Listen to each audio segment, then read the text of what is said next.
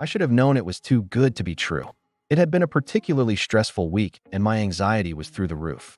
My boss had just fired someone sitting right next to me. And when I went to call my boyfriend to tell him about it, my iPhone decided to hang right in the middle of the call. I was getting increasingly irritated as I watched the spinning wheel of death do its thing. Then suddenly my iPhone flashed red and the screen went blank.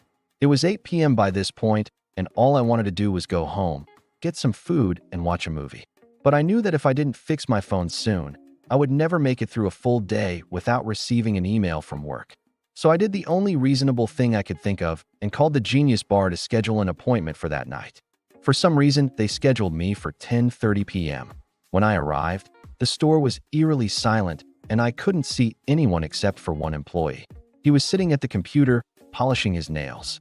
I stood awkwardly in the doorway for a moment, wondering why he wasn't paying attention, until he finally looked up at me and flashed the whitest, brightest smile I've ever seen. "Elena, so nice to meet you. I'm here to help. How can I help you?" His smile didn't falter. He was wearing the standard blue-collared shirt that all Apple employees wear, but his was pristine.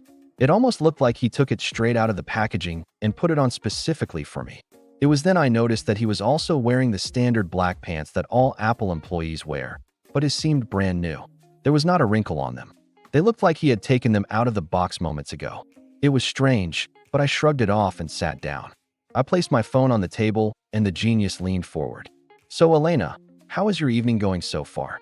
"Oh, just peachy," I said sarcastically. He laughed and reached out to shake my hand. "Just peachy." He didn't seem to notice my sarcasm. His eyes were twinkling, and he was still smiling. I don't remember his name, but his tag said Justin. Justin seemed genuinely pleased to meet me. He was kind, charismatic, and extremely friendly. And I found myself actually enjoying our conversation despite the fact that he kept asking me very invasive questions. "Are you doing anything tonight after this?" "Why do you ask?" "Oh, no reason. Just making conversation." Nope. Nothing. I'm gonna go home. I'm exhausted." He nodded knowingly. The classic exhausted worker bee returning to her hive. You know what they say? Work, work, work, rest. Work hard, play hard, sleep hard, party hard. I guess you aren't playing hard or partying hard. Yeah, no, not really. No worries, Elena. That's why you're here, right? Sometimes you need to take a step back and focus on yourself. That's what I always say. He was now looking intently at my phone. "Okay, so let's fix your phone. What seems to be the problem?"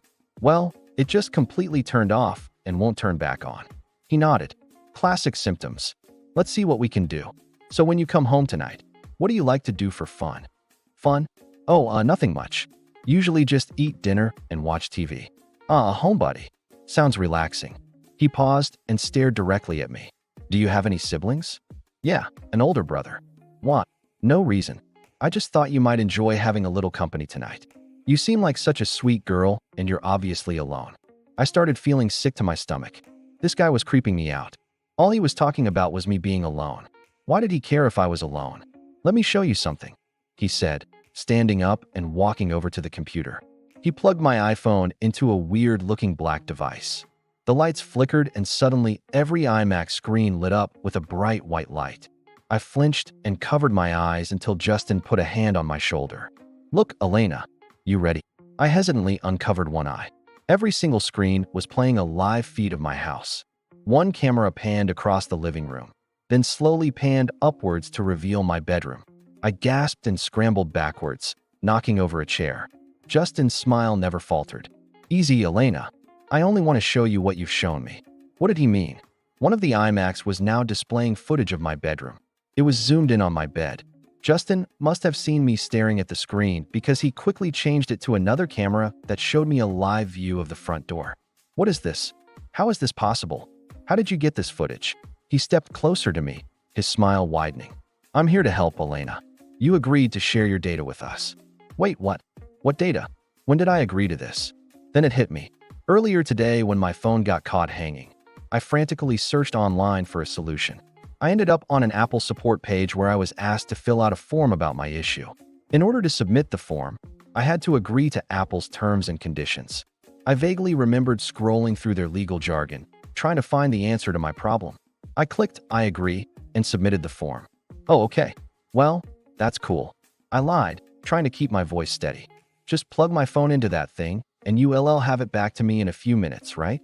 Justin still hadn't taken his eyes off of me. Of course, Elena. But it's more than that. It's not just a repair, it's an experience.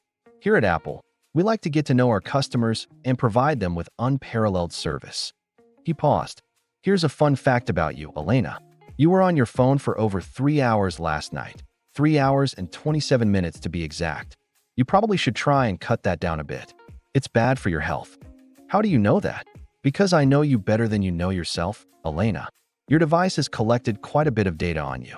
I know how many steps you take per day, how many times you unlock your phone, even the time you wake up each morning. We've analyzed over 26 gigabytes of data on you, Elena. I know everything about you. I was petrified. See, you've been sending emails to your boss about how much you hate your job. You've been searching online for antidepressants, and you mentioned something about your brother molesting you when you were younger. You've even been Googling how long it takes for a person to forget another person. You're lonely, Elena, and I can help you. How? How do you think you can help me? He walked closer. I could give you a new phone number. I could arrange for you to be on a different account. No one would know who you are. You'd start fresh. But my contacts, my photos, my messages, everything. We can transfer all that data over to your new account. Wouldn't that be fun, Elena? A fresh start with a clean slate. All I could think about was getting out of there. I didn't care about a new phone number or a fresh start. I just wanted to get home. I bolted for the door. As I ran past the IMAX, I saw my private text messages flashing across the screens. I looked back at Justin. He was watching me with the same eerie smile. I flung open the door and sprinted down the street. When I turned around to make sure that Justin wasn't following me, I realized I was back in front of the store. The sign above the door read, "Welcome to the Genius Bar." And Justin was standing in the doorway with a box in his hands. When he saw me, his smile returned. "You came back," he said. "Of course I did. Do you have my phone?" He held out the box. It was shrink-wrapped, and there was a big red bow on top. "Your upgrade is ready." I hesitated. Something about the box felt wrong. I opened it slowly and gasped. Inside was my new iPhone. I pulled out the phone and lifted the lid. There was my face staring back at me. My eyes were wide and my mouth was open, like I was screaming inside the box, trapped inside the glass. Darren loved this part. Walking through the doors of the Apple store was like entering another dimension. Everything about it was just so damn sleek, polished, pristine. It made his old dirty self feel clean just by being here. His daughter Lily was turning 18 next week, and Darren had vowed to get her something special, something she'd really want, something that would show her how much he cared. And well, if there was one thing Darren knew about his baby girl, it was that she absolutely adored Apple. She was obsessed with the stuff. Her phone, her laptop, even her alarm clock was all Apple. So when Darren remembered that the mall had an Apple store, he decided that's where he would go. He parked his car, did a little dancey dance to stretch out his legs, then strolled into the store, only glancing at the clock on the wall to see that it was 9:57 p.m., just 3 minutes until closing. But no one seemed to be in a rush. An employee was straightening up some headphones as another restocked some cables. A few customers were browsing the displays. Darren smiled to himself. This was perfect. He had the entire place to himself. Well, almost to himself. There was a couple by the computers who looked like they were having an argument. Darren couldn't hear what they were saying, but the man kept shaking his head while the woman just stared straight ahead at the MacBooks as though she wasn't hearing him at all. Darren found himself staring at them, too. It was strange. They didn't look like they were fighting. The guy looked frustrated, sure, but the woman didn't even seem to be listening to him. It was weird, and that's when he noticed it. Her eyes were completely blank. She didn't seem to be looking at anything in particular, nor did she seem to acknowledge the existence of the man standing next to her. Shaking his head, Darren tried to push those thoughts away. It was probably just exhaustion making him see things. That's why he didn't think anything of it when he walked past the couple and made his way to the main displays, which is where he spent the next hour trying different AirPods, watching videos on iPads, and playing games on iPhones. Darren was having a great time. The employees were extremely polite, though Darren could tell they were wondering why he was still there. The last person left in the store was the guy who greeted him at the door. He was nice enough to try and make conversation with Darren. But after Darren asked him for the 12th time how much the freaking Apple Watch SE was, the employee stopped smiling. Darren could practically see the gears turning in his head. Why is this guy still here? The employee must have finally decided that Darren was some sort of crazy person because he stopped answering Darren's questions and instead pointed to the big signs above the displays that clearly showed the prices. But Darren wasn't bothered by the lack of small talk. He was having fun. And actually, now that he thought about it, he had no idea how long he'd been in here. He vaguely remembered seeing a few other couples enter, but aside from the brief fight that he'd witnessed, he hadn't really paid them any attention. He had been having too much fun to notice the time. It wasn't until his phone started flashing red that he realized the store had been closed for 15 minutes. Darren blinked and looked around. The lights overhead flickered once, then twice. On the third flicker, the display screens behind the glass shelves turned off, plunging the store into darkness. Darren laughed nervously and said, do you mind? But the employee wasn't paying any attention. His head was tilted at an unnatural angle, and his eyes were vacant. As Darren stumbled toward the glass doors, he saw that they were locked. He tried the handle again, but it wouldn't budge. Hello? Hello? He called out, but no one answered. The display screens turned on again, revealing the glazed-over faces of the other customers staring directly at him. Darren backed up a step, tripped over his own feet, and fell onto the ground. As he lay there on the floor, he saw the other customers start to move, not in unison or anything, but each of them turned and started walking toward him. He watched in horror as they shuffled closer and closer. The man and woman from before were the closest. They were right in front of him, and Darren could see that the woman's eyes were completely white. They were like marbles. Help! Darren croaked, scrambling backward. But his pleas for help went unheard. The customers loomed over him, their blank stares boring into him. As the nearest one reached down to grab his shirt, Darren screamed, but his voice sounded tinny and far away like it wasn't his own. Darren felt himself being pulled toward the shelves of phones and tablets. He clawed at the glass doors, kicking and screaming, but no one could hear him. All he saw were those vacant eyes and heard those vacant voices. Stay? Try it all. Own everything. It hurt. Darren wanted to scream. He tried to scream, but no sound would come out. It was like he was underwater. The last thing he remembered was feeling those cold, dead fingers gripping his own, yanking him away from the door and deeper into the store. When Darren woke up, he was lying on the floor, his hands under his chin, his legs straight out in front of him. He was in the middle of a conference room at work. Around him, people were sitting at tables watching a live stream of the new Apple keynote. Darren struggled to sit up. He had no idea how he got here. He looked around wildly, desperately hoping to see something familiar, anything familiar, but all he saw were strangers. Darren stood up and accidentally bumped into someone. Oh, sorry, he mumbled, hoping the person wouldn't pay any attention to him. But instead, the guy looked at Darren as though he'd grown a second head. What happened to your face? Did you get Botox or something? Darren recoiled. Botox? Why would he get Botox? He was barely 40. He didn't need Botox. Then Darren noticed something strange. The presenter on the screen was wearing one of those blue shirts that Apple employees wore, and the people watching the presentation were all dressed in black turtlenecks. Like Steve Jobs. Was this some kind of parody? He didn't understand it. Why were they dressed like that? What was going on? Why did his face feel so sore? And why did his gut feel like it had been filled with lead? The presenter on the screen smiled, a real smile, not the fake ones he'd seen from the employees at the store. And Darren's heart skipped a beat because he recognized that smile. Darren stared at the screen in disbelief. The presenter lifted his arms, and Darren's blood ran cold. Those were his hands. They were holding a brand new iPhone. Then the presenter turned his head. He looked directly at the camera, and Darren's breath hitched in his throat. Those were his eyes, but they weren't his anymore. They were dead. And the lips that moved to speak his lines, they weren't his either. The face that stared back at him belonged to someone else. Someone who used to be his daughter.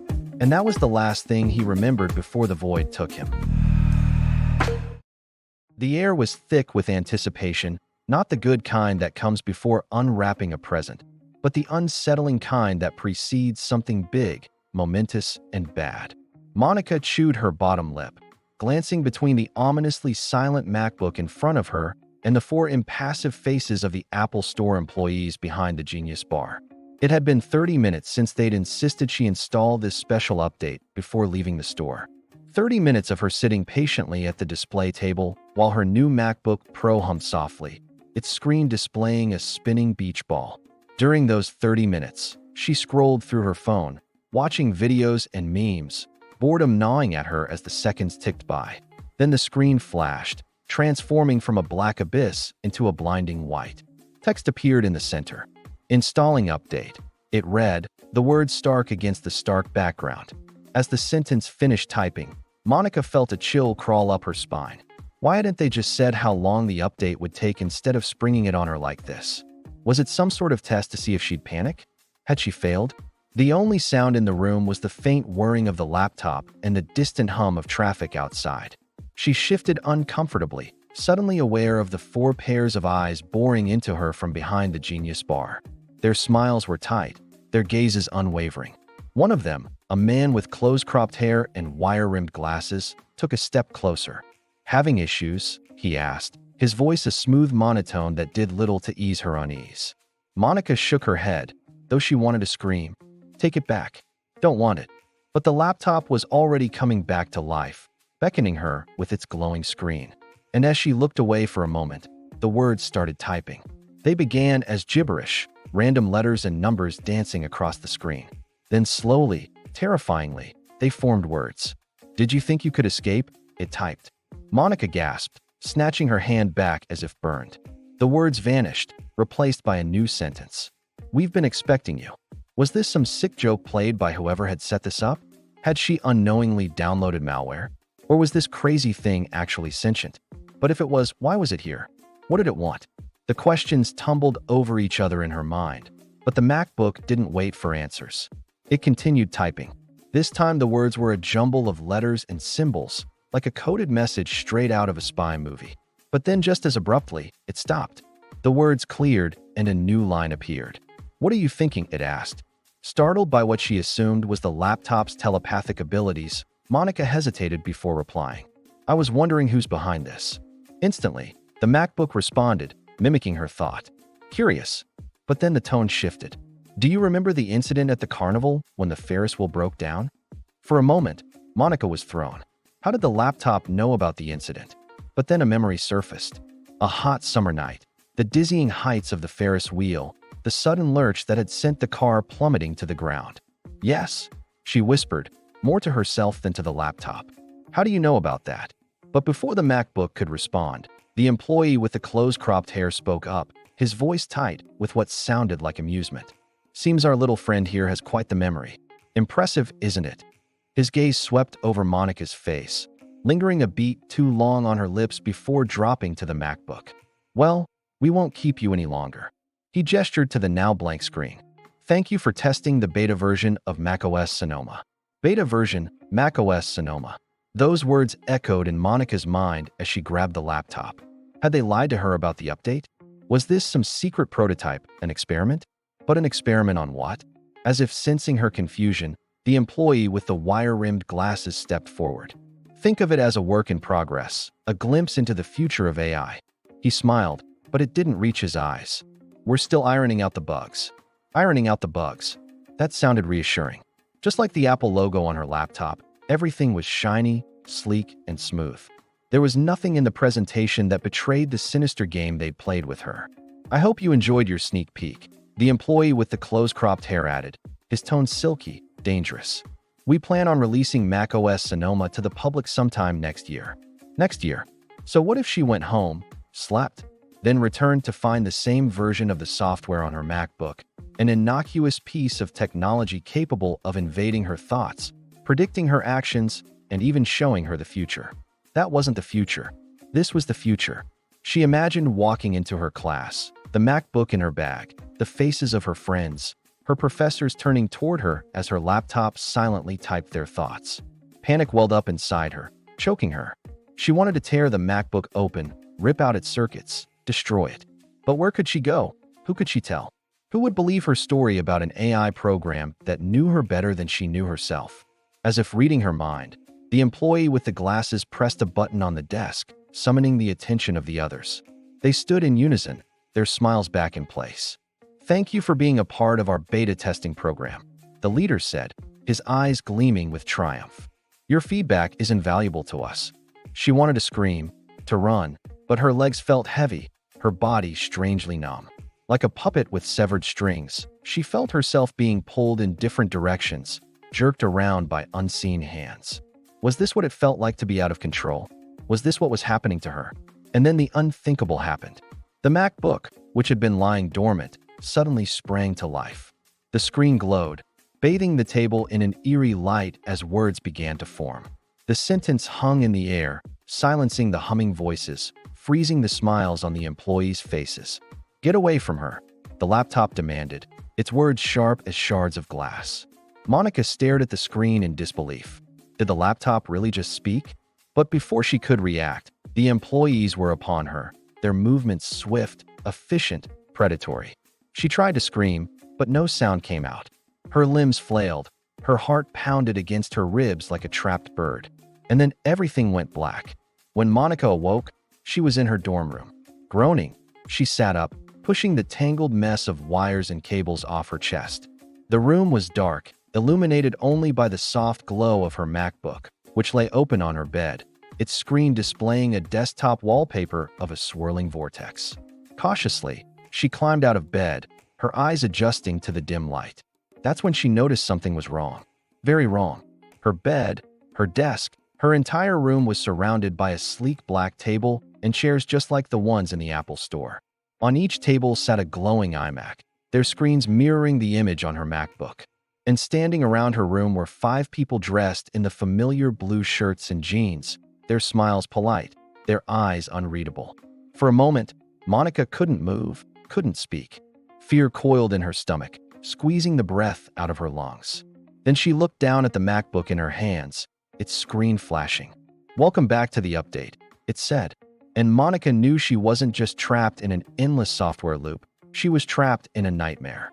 A nightmare woven by artificial intelligence, a nightmare spun by an all-seeing, all-knowing machine that was now her greatest enemy.